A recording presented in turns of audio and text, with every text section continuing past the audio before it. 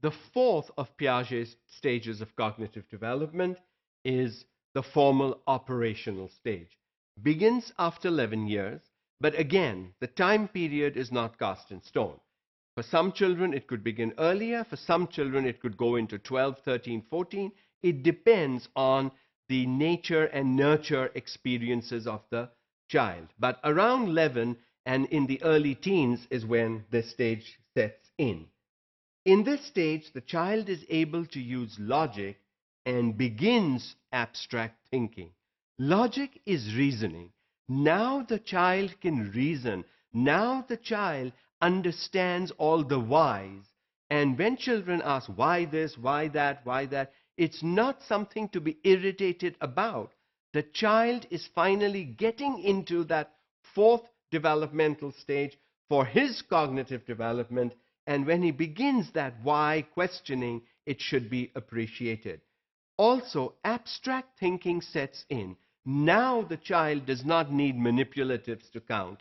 Now the child does not need real objects or pictures of something. He can do things abstractly in his mind.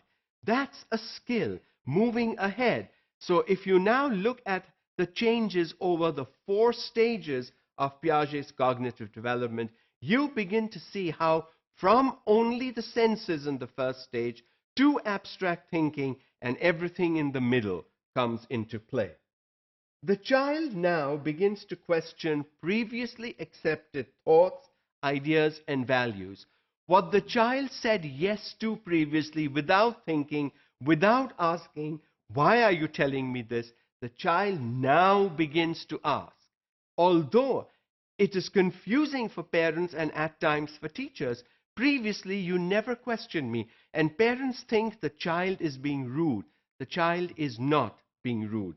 The child is just advancing in cognitive development and therefore now wants to know why he should do this.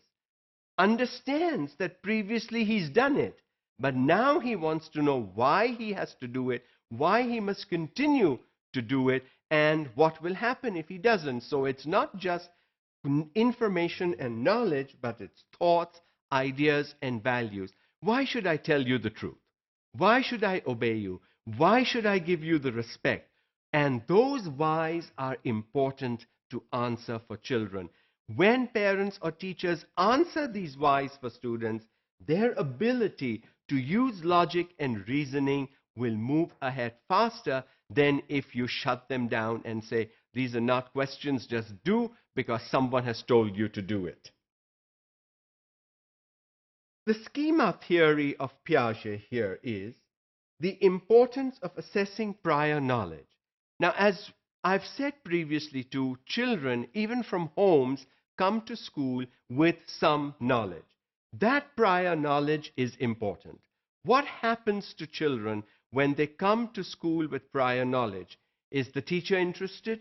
Probably for a day or two to kill time. But after that, the teacher wants the child to do what she or he wants the child to do, not what they intend to do. But looking at prior knowledge, what does the child already have? And not repeating, because when you repeat what the child already knows, classroom activities become boring. When classroom activities become boring, the child becomes a troublemaker, and that's not what you want.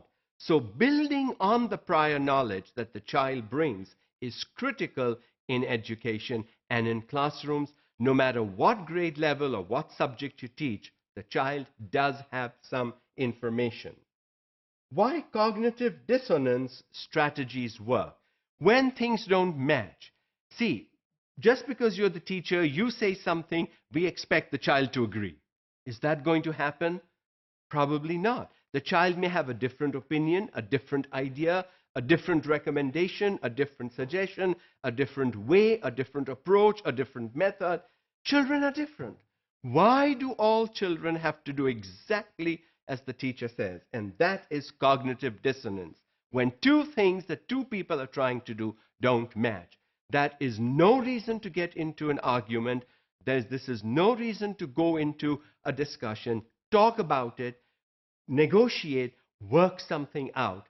Again, skills that the child will need in later life.